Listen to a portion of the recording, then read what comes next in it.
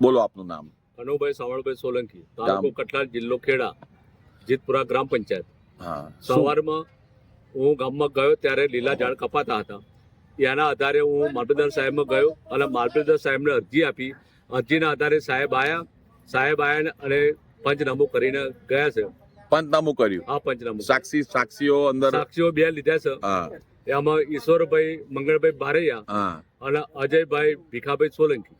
અને એમાં શું કરીને ગયા પંચનામું? પંચનામા અમે એવું કરીને ગયા કે ભાઈ આ ઠરાવમાં એવું દર્શાવેલું હતું, સૂકા ઝાડ ઠરાવમાં મૂકેલા હતા પણ લીલા ઝાડ અંદર કાપે છે. એટલે ટૂંકમાં લીલા ઝાડ કપાયા છે પણ સૂકા ઝાડ દર્શાયા છે કે આ સૂકા ઝાડ છે એમ. પછી મામલતદારશ્રી જતા રહ્યા? મામલતદાર સાહેબ પંચનામું લઈને જતા રહ્યા. પછી તમે મામલતદારશ્રીને મળવા ગયા? મામલતદાર સાહેબને મળવા ગયા તો મામલતદાર સાહેબે એવું કીધું કે ભાઈ તમે ફોરેસ્ટર સાહેબ જોડે તમે ફોરેસ્ટ વિભાગ પાસે જાવ એવું કહ્યું. બરોબર છે. ફરી અમે ત્યાંથી નડિયાદ કલેક્ટર સાહેબની જોડે ત્યાં જયારે મામલતદારશ્રી જીતપુરા ગામમાં આવ્યા હતા ત્યારે સરપંચ શ્રી હાજર હતા? સરપંચ શ્રી હાજર હતા નહીં. અને તલાટી હાજર હતા? ગ્રામ પંચાયત હાજર હતા. અચ્છા. અને ઝાડ કાપવાની નોટિસ ક્યાં લગાવેલી છે? ગ્રામ પંચાયત.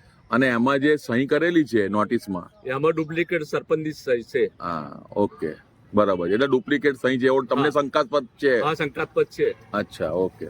એટલે તમે અહીંયા કલેક્ટર કચેરી અરજી આપવા આવ્યા છો? બરોબર છે. બીજું શું તમારે કેવું છે? બીજું તો અમે કાયદેસર લીલા ઝાડ જે કાપે છે એ બાબતે યોગ્ય કાર્યવાહી કરવા વિનંતી. બરાબર છે.